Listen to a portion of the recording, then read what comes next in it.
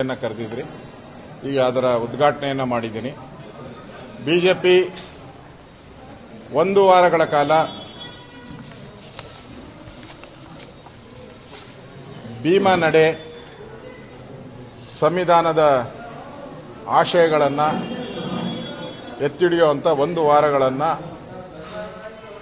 November 26ರಿಂದ December 6ರವರೆಗೂ 10 ದಿನ time ಕೊಟ್ಟಿರ್ತೀರಿ. ಅದರಲ್ಲಿ 7 ದಿನಗಳ ಕಾಲ ಭೀಮ ಸ್ಮರಣೆಯ ಜಾಗೃತಿ ಕಾರ್ಯಕ್ರಮವನ್ನು ಮಾಡುವಂಥದ್ದಕ್ಕೆ ಇವತ್ತು ಸಭೆ ಮಾಡಿದ್ರಿ. ನಮ್ಮೆಲ್ಲ ರಾಜ್ಯದ ಮೂಲೆ ಮೂಲೆಗಳಿಂದ ದಲಿತ ಸಮುದಾಯಕ್ಕೆ, ಹಿಂದುಳಿದವರು ಎಲ್ಲರೂ ಕೂಡ ಬಂದಿದ್ದರು. ಸೊ ಇಡೀ ರಾಜ್ಯದಲ್ಲಿ 1 ವಾರಗಳ ಕಾಲ ಈ ಒಂದು ಭೀಮ ಸ್ಮರಣೆ ಕಾರ್ಯಕ್ರಮ ಮಾಡುವಂಥದ್ದಕ್ಕೆ ಚಾಲನೆಯನ್ನು ಕೊಟ್ಟಿದ್ದೀರಿ. ಪ್ರಮುಖವಾಗಿ ಕಾಂಗ್ರೆಸ್ ಅವರು ಅಂಬೇಡ್ಕರ್ಗೆ ಬಗೆದಂಥ ದ್ರೋಹ, ಅಂಬೇಡ್ಕರ್ರನ್ನ ಲೋಕಸಭಾ ಚುನಾವಣೆಯಲ್ಲಿ ಸೋಲಿಸಿದವರು ಯಾರು, ಅಂಬೇಡ್ಕರ್ ಅವರಿಗೆ ಭಾರತ ರತ್ನ ಕೊಡದೇ ಇರೋರು ಯಾರು, ಅಂಬೇಡ್ಕರ್ ತೀರ್ಕೊಂಡಾಗ ಅವರ ಸಮಾಧಿ ಮಾಡೋಕ್ಕೆ ಸ್ಥಳ ಕೊಡದೇ ಇದ್ದವರು ಯಾರು, ಈ ವಿಚಾರಗಳನ್ನು ಜನಗಳಿಗೆ ಮುಟ್ಟಿಸುವಂಥ ಕೆಲಸ.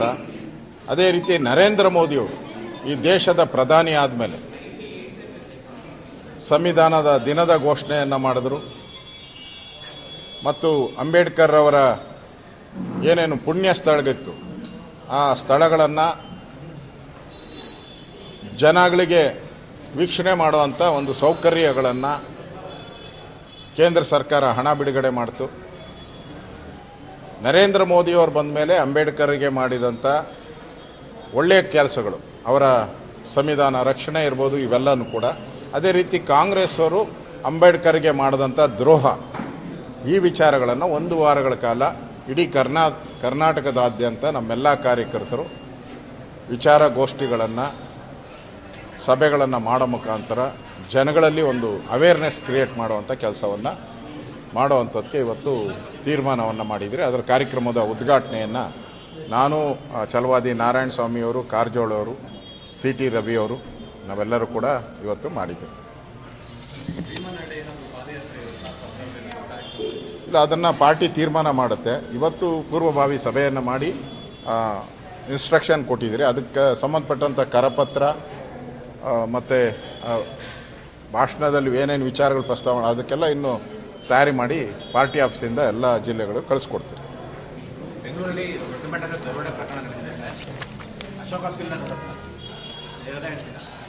ಬರ್ತೀನಿ ಅಲ್ಲಿಗೆ.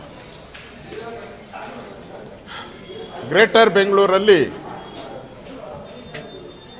ಕಾಂಗ್ರೆಸ್ ಸರ್ಕಾರ ಬಂದ ಮೇಲೆ ಗ್ರೇಟರ್ ಕೆಲಸಗಳನ್ನು ಮಾಡ್ತಾ ಇದ್ದಾರೆ. ಪಾಪ ಎಲ್ಲ ಸೋಮ ಹೊರಟದ್ನ. ಇವತ್ತು ಕಸ ಗುಡ್ಸೋಕ್ಕೂ ಮಿಷನನ್ನು ತಗೊಂತಾ ಇದ್ದಾರೆ. ಕಸ ಗುಡಿಸುವಂಥ ಯಂತ್ರ, ಕಸ ಗುಡಿಸುವ ಯಂತ್ರ.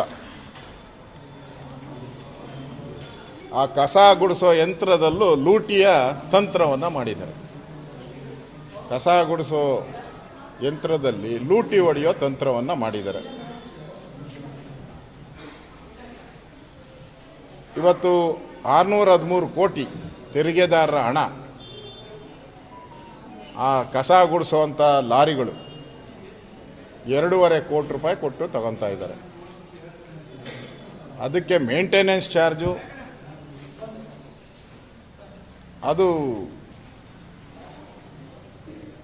ಇದರ 115 ಕೋಟಿ.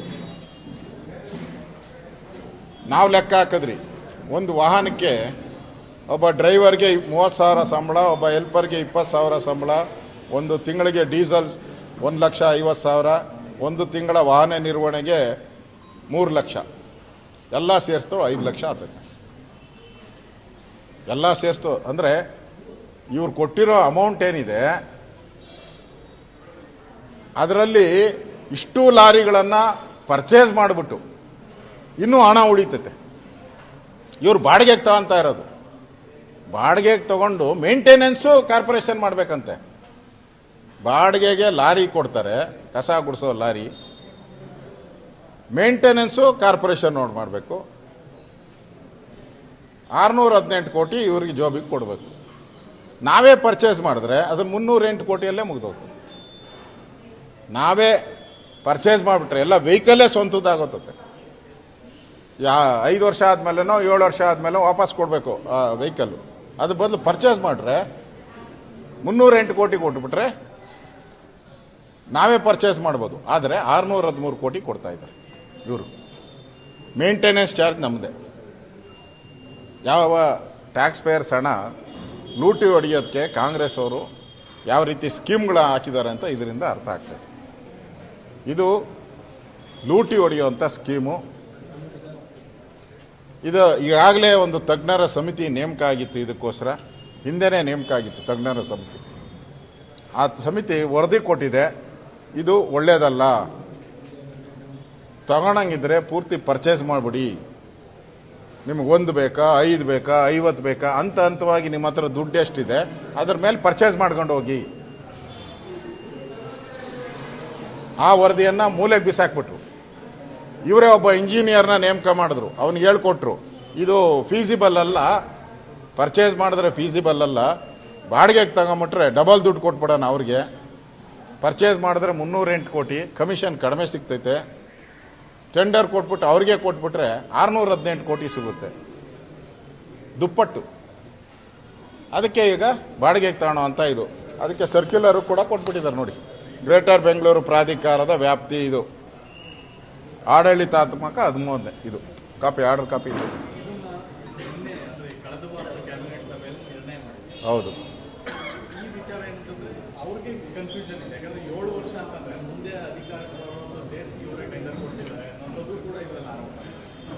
ಅವ್ರದ್ದೆಲ್ಲ ಅದೇ ಸ್ಕೀಮ್ ತಾನೇ. ಈಗ ಕಸ ಗುಡಿಸೋದನ್ನು ಬೇರೆ ತಂದಿದ್ದಾರೆ, ಅದು 30 ವರ್ಷಕ್ಕೇನೋ ತರ ಕೊಟ್ಟಿದ್ದಾರೆ ಅದನ್ನು. ಅಂದರೆ ಈ ನೈಟ್ ಟರ್ಮ್ ಯಾವ ಬರ್ತಾನೋ ಅವನು ಅವ್ರ ಮನೆ ಇವ್ರ ಮನೆ ಕಾಂಗ್ರೆಸ್ ಅವ್ರ ಮನೆ ಕಸ ಗುಡಿಸ್ಕೊಂಡಿರ್ಬೇಕು ಅವರು. ಅದು ಒಂದು ಸ್ಕೀಮ್ ಐತೆ, ಕಸ ಗುಡಿಸೋದು, ಅದು ಒಂದು ಸ್ಕೀಮ್ ಇಟ್ಕೊಂಡಿದ್ದಾರೆ, ಅದು ತತ್ತಾ ಇದ್ದಾರೆ. ಯಾವುದು ಆಂಧ್ರ ಕಂಪನಿಗೆ ಕೊಡ್ತಾ ಇದ್ದಾರೆ ಅದು. ಹಾಂ, 30 ವರ್ಷಕ್ಕೆ. ಅಂದರೆ ಇನ್ನು 6 ಟರ್ಮ್ ಯಾವನೇ ಅವನು ಬರ್ತಾನೋ ಅವ್ರು ಇವ್ರ ಮನೆ ಕಸ ಹೊಡ್ಕೊಂಡಿರ್ಬೇಕು, ಆ ಸ್ಕೀಮ್ ಅದು. ಇದು ಇನ್ನು ಗೌರ್ಮೆಂಟ್ ಆರ್ಡ್ರ್ ಇಲ್ಲಿದೆ ನೋಡಿ, ಗೌರ್ಮೆಂಟ್ ಆರ್ಡ್ರ್ ಕೊಡ್ತಾ ಇದ್ದೀನಿ ನಿಮಗೆ.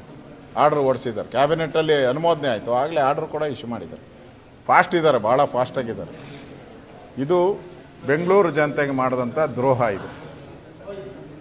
ಫಸ್ಟು ಕಸ ಹಾಕೋಕ್ಕೆ ಜಾಗ ಹುಡುಕಿ, ಫಸ್ಟು ಇಷ್ಟು ಹಣ ಪೋಲ್ ಮಾಡೋದ್ರ ಬದಲು ರಸ್ತೆಗಳಲ್ಲಿ ಬಿದ್ದಿರೋ ಕಸನ ತೆಗೆದುಕೊಂಡು ಹೋಗೋಕ್ಕೆ ಫಸ್ಟು ಜಾಗ ರೆಡಿ ಮಾಡಿ, ತಗೊಂಡೋಗೋ ಲಾರಿಗಳನ್ನ ರೆಡಿ ಮಾಡಿ.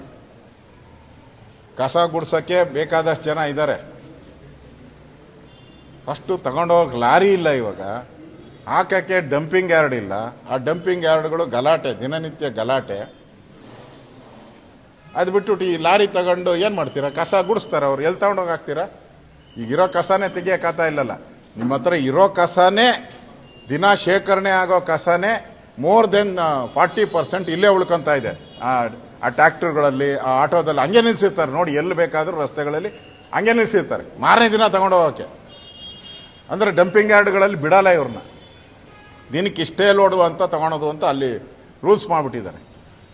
ಎಕ್ಸಸ್ ಬಂದಿದ್ದು, ಕಸ ಬಂದಿದ್ದು ತೆಗಿಯೋಕ್ಕೆ ಬಿಡಲ್ಲ. ಈಗ ಇದೊಂದು ಲೂಟಿಯ ಒಂದು ಸ್ಕೀಮ್. ಇದು ಜನಗಳಿಗೆ ನೀವು ಮೋಸ ಮಾಡ್ತಾ ಇದ್ದೀರಾ, ಸ್ಪಷ್ಟವಾಗಿ ದ್ರೋಹ ಬಗಿತಾ ಇದ್ದೀರಾ. ಒಂದು ಕಡೆ ಟ್ಯಾಕ್ಸ್ಗಳನ್ನು ಒಂದಾದ ಮೇಲೆ ಒಂದು ತೆರಿಗೆಗಳನ್ನು ಹಾಕ್ತಾ ಇದ್ದೀರಾ. ಕಸದ ಟ್ಯಾಕ್ಸು, ನೀರಿನ ಟ್ಯಾಕ್ಸು, ಹಾಲಿನ ಟ್ಯಾಕ್ಸ್ ಎಲ್ಲ. ಈಗ ಲೂಟಿ ಟ್ಯಾಕ್ಸ್ ಇದು. ಲೂಟಿ ಮಾಡೋವಂಥದ್ದಕ್ಕೆ ಜನಗಳ ಮೇಲೆ ತೆರಿಗೆ ಆಗ್ತಾ ಇದೆ. ಓಕೆ, ಈಗ ಕೇಳಪ್ಪ ಅದೇನು. ಬೆಂಗಳೂರಿನಲ್ಲಿ ಒಂದು ದೊಡ್ಡ ದರೋಡ ಪ್ರಕರಣ ನಡೆದಿದೆ ಸರ್. ಅಶೋಕ ಪಿಲ್ಲರ್ ರೋಡ್ ಹತ್ರ ATM ವಾಹನ, ಇದು ಹಣ ತುಂಬುತ್ತಲ್ಲ ATM ವಾಹನ, ಆ ATM ವಾಹನ ಚೇಂಜ್ ಮಾಡ್ಕೊಂಡು ಇನ್ನೋವಾ ಕಾರ್ನಲ್ಲಿ 7 ಕೋಟಿ ದರೋಡೆ ಮಾಡಿದ್ದಾರೆ. ಹಾಡ ಹಗಲು ಇವತ್ತು ಮಧ್ಯಾಹ್ನ 12 ಗಂಟೆ ಸುಮಾರು ನಡೆದಿರೋದು. ಯಾಕೆ ಆಶ್ಚರ್ಯ ಏನು? ಆಶ್ಚರ್ಯ ಏನು? ಬೀದರಲ್ಲಿ ಆಯ್ತಲ್ಲ, ಹಾಂ, ಮಂಗಳೂರಲ್ಲಿ ಆಯಿತು. ಸರಣಿ ರೀ ಇದು, ಸರಣಿ. ಈಗ ಜೈಲುಗಳಲ್ಲೇ ನೀವು ಮೊಬೈಲ್ ಕೊಟ್ಟು, ಇಂಟರ್ನೆಟ್ ಕೊಟ್ಟು, ಭಯೋತ್ಪಾದಕರಿಗೆಲ್ಲ ಪಾಕಿಸ್ತಾನಕ್ಕೆ, ಬೇರೆ ಬೇರೆ ದೇಶಕ್ಕೆ ಎಲ್ಲ ಮಾತಾಡೋಕ್ಕೆ ಅವಕಾಶ ಮಾಡಿಕೊಟ್ಟಿದ್ದೀರಲ್ಲ. ಈಗ ಇವ್ರಿಗೂ ಏನೋ ಮಾಡಿಕೊಟ್ಟಿರ್ಬೇಕು ನೀವು, ಲೂಟಿ ಹೊಡೆಯೋರ್ಗು. ಹಣವನ್ನು ಲೂಟಿ ಹೊಡೆಯೋರ್ಗೂ ಏನೋ ಇರಬೇಕು. ಇಲ್ಲಾಂದರೆ ಆಡುವಾಗಲೇ ಸಾಧ್ಯನನ್ರಿ? ಅದು ಬೆಂಗಳೂರು ಅಂತ ಟ್ರಾಫಿಕ್ಕಲ್ಲಿ ವೆಹಿಕಲ್ ಮೂವ್ ಮಾಡೋಕ್ಕೆ ಕಷ್ಟ. ವೆಹಿಕಲ್ಗೆ ಪಾರ್ಕಿಂಗ್ ವೆಹಿಕಲ್ ರೋಡಿಗೆ ತರಬೇಕಾದ್ರೆ ಟೈಮ್ ಬೇಕು. ಅಂಥದ್ದು ಆಡಾಗಲೇ ನೀವು ಜಯನಗರದಲ್ಲಿ ಲೂಟಿ ಮಾಡ್ಕೊಂಡು ಹೋಗ್ತಾರೆ ಅಂತ ಹೇಳಿದ್ರೆ ಸತ್ತೋಗಿದೆ ಈ ಸರ್ಕಾರ. ಪೊಲೀಸ್ ಇಲಾಖೆನೇ ಒಂದು ರೀತಿ ಸತ್ತೋಗಿದೆ. ಬರೀ ಹಣ ದಂಧೆ ಮಾಡೋ, ಲೂಟಿ ಮಾಡೋಕ್ಕೆ ಅಧಿಕಾರಿಗಳನ್ನ ಉಪಯೋಗ ಮಾಡ್ತಾ ಇದ್ದೀರ. ಪೊಲೀಸ್ ಅಧಿಕಾರಿಗಳನ್ನ ಅವ್ರು ಪೂರ್ತಿ ಟ್ರಾನ್ಸ್ಫರಲ್ಲಿ ಮುಳುಗೋಗಿದ್ದಾರೆ. ನೀವು ಈ ಕಾನೂನು ಸುವ್ಯವಸ್ಥೆ ಅನ್ನೋದು ಗಾಳಿಗೆ ತೋರ್ಬಿಟ್ಟಿದ್ದಾರೆ. ಇದು ನಿಜಕ್ಕೂ ಬ್ರ್ಯಾಂಡ್ ಬೆಂಗಳೂರು ಅಂದ್ರಲ್ಲ, ಬ್ರ್ಯಾಂಡ್ ಬೆಂಗಳೂರು. ಆ ಬ್ರ್ಯಾಂಡ್ ಬೆಂಗಳೂರಲ್ಲಿ ಒಂದು ಪಾರ್ಟ್ ಇದು. ಲೂಟಿ ಮಾಡೋದು ಹೆಂಗೆ ಅನ್ನೋದನ್ನು, ಕದಿಯೋದು ಹೆಂಗೆ, ದರೋಡೆ ಮಾಡೋದು, ಇದೇ ಬ್ರ್ಯಾಂಡ್ ಬೆಂಗಳೂರಾ? ಬ್ಯಾಂಕ್ ಹಣನೇ ಸೇಫ್ಟಿ ಇಲ್ಲ ಅಂದರೆ ಇನ್ನು ಜನಗಳ ಹತ್ರ ಇರೋ ಹಣ ಸೇಫ್ಟಿನಾ? ಬ್ಯಾಂಕ್ ಹಣನೇ ಸೇಫ್ಟಿ ಇಲ್ಲ, ಇನ್ನು ಜನಗಳೆಲ್ಲ ಸೇಫ್ಟಿನಾ? ಇದು ಲೂಟಿ. ಇದು ಕಾನೂನು ಸುವ್ಯವಸ್ಥೆಯ ವೈಫಲ್ಯ. ರಾಜ್ಯ ಸರ್ಕಾರ ನಿಜಕ್ಕೂ ಮಾನ ಮರ್ಯಾದೆ ಕಳ್ಕೊಂಬಿಟ್ಟಿದೆ ಇದರಿಂದ.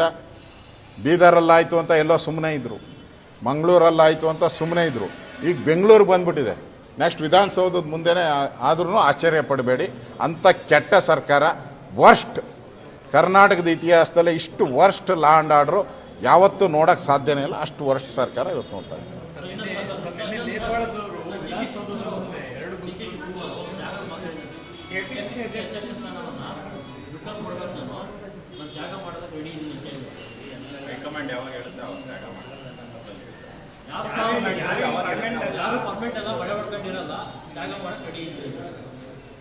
ಇನ್ನು ಪಾಪ ಏನೇನು ತ್ಯಾಗ ಮಾಡಬೇಕಾಗ್ತತೋ ಗೊತ್ತಿಲ್ಲ. ಡಿ ಕೆ ಶಿವಕುಮಾರ್ಗೆ ನನ್ನ ಸಿಂಪತಿ ಇದೆ. ಅವರ 2.5 ವರ್ಷದ ಗ್ಯಾರಂಟಿ ಏನಾಯ್ತು, 5 ಗ್ಯಾರಂಟಿ ಇತ್ತಲ್ಲ, ಅದು ಒಂದು ಗ್ಯಾರಂಟಿನೇ ಕಾಂಗ್ರೆಸ್ ಪಾರ್ಟಿಗೆ. ಆ ಗ್ಯಾರಂಟಿ ಏನಾಯಿತು ಅನ್ನೋದು ರಾಜ್ಯದ ಜನತೆಗೆ ಹೇಳ್ಬೇಕು ನೀವು. ಅಕಸ್ಮಾತ್ ನಾವು ಯಾರು ಹೇಳಿದವರು ಗಿಣಿ ಶಾಸ್ತ್ರ ಕೇಳಿ ಅಂತ ಹೇಳಿದ್ದಾರೆ. ಗಿಣಿ ಶಾಸ್ತ್ರ ಕೇಳೋಕ್ಕೆ ನೀನು ಯಾಕಪ್ಪ ಡೆಲ್ಲಿಗೆ ಹೋಗಿದ್ದೆ?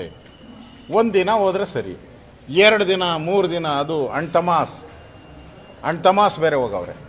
ಸಿದ್ದರಾಮಯ್ಯನವ್ರು ಪದೇ ಪದೇ ಓದ್ತಾವ್ರೆ. 1 ಆಯ್ತು, 2 3 ತಿರುಗಿ ಮತ್ತೆ ಓದ್ತಾರಂತೆ. ಕ್ರಾಂತಿ ಇಲ್ಲ ಅಂದ್ರೆ ಯಾಕೆ ಹೋಗ್ತೀರಾ ನೀವು? ಯಾಕೆ ಹೋಗ್ತೀರಾ? ಕಾಂಗ್ರೆಸ್ ಸರ್ಕಾರ ಕರ್ನಾಟಕದಲ್ಲಿ ಸತ್ತೋಗಿದೆ. ಅದರ ತಿಥಿ ಆಗ್ಬೇಕಷ್ಟೇ. ಜನ ಕಾಯ್ತಾ ಇದ್ದಾರೆ ಕಾಂಗ್ರೆಸ್ ಸರ್ಕಾರದ ತಿಥಿ ಯಾವಾಗ ಅಂತ ಕಾಯ್ತಾ ಇದ್ದಾರೆ. ಧನ್ಯವಾದ.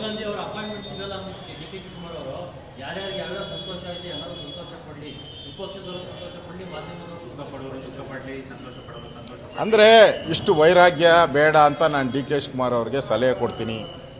ಇಷ್ಟು ಬೇಗ ವೈರಾಗ್ಯ ತಾಳಬೇಡಿ, ಇನ್ನೂ ವಯಸ್ಸಿದೆ ನಿಮಗೆ. ಸಿದ್ದರಾಮಯ್ಯನವ್ರ ಅಷ್ಟು ಈಸಿಯಾಗಿ ತಗೊಂಡಿದ್ರು ಅವರು. ಸಿದ್ದರಾಮಯ್ಯನ ಟೇಕ್ ಇಟ್ ಗ್ರ್ಯಾಂಟಿಗೆ ತಗೊಂಡಿದ್ರು. D K Shivakumar take it grant, ನಾನು ಹೇಳಿದ ತಕ್ಷಣ ಬಿಡ್ತಾರೆ, ನಾನು ಹೋಗಿ ಸಿಂಹಾಸನದ ಮೇಲೆ ಕೂತ್ಕೊಂಡ್ಬಿಡ್ಬೇಕು ಅಂತ. ಸಿದ್ದರಾಮಯ್ಯ ಬಿಡೋ ಮಗ ಅಲ್ಲ ಅನ್ನೋದನ್ನು ತೋರಿಸ್ಬಿಟ್ಟಿದ್ದಾರೆ. ಅದಕ್ಕೆ ಏನೇನು ಬೇಕೋ ಗಾಳ ತಾಳ ಎಲ್ಲ ಹಾಕೋಕ್ಕೆ ಒಂದು ಸೆಟಪ್ ಮಾಡ್ಕೊಂಬಿಟ್ಟಿದ್ದಾರೆ. ಅದರಿಂದ ಡಿ ಕೆ ಶಿವಕುಮಾರ್ಗೆ ಟೈಮ್ ಸರಿ ಇಲ್ಲ. ಈಗ ಟೈಮ್ ಸರಿ ಇಲ್ಲ. ಯಾಕೋ ರಾವಗಾಲ ಇದ್ದಂಗಿದೆ. ಸ್ವಲ್ಪ ಜಾತಕರೆಲ್ಲ ನೋಡಿಕೊಂಡು ನಮ್ಗೆ ಹೇಳಿದ್ರಲ್ಲ ಗಿಣಿ ಶಾಸ್ತ್ರ ಕೇಳೋಕ್ಕೆ, ನಮ್ಗೆ ಕೇಳಿ ಏನೇ ಆಗಬೇಕಾಗಿಲ್ಲ. ನಮಗೆ ನಾವು ವಿರೋಧ ಪಕ್ಷದಲ್ಲಿದ್ದೀರಿ. ಗಿಣಿ ಶಾಸ್ತ್ರ ಕೇಳಬೇಕಾಗಿರೋದು ನೀನಪ್ಪ. ಹೋಗಿ ಗಿಣಿ ಶಾಸ್ತ್ರನೋ ಯಾವುದೋ ಶಾಸ್ತ್ರ ಕೇಳು, ಒಳ್ಳೆ ಟೈಮ್ ನೋಡ್ಕೊಂಡು ಒಳ್ಳೆ ಬಾಣ ಬಿಡು.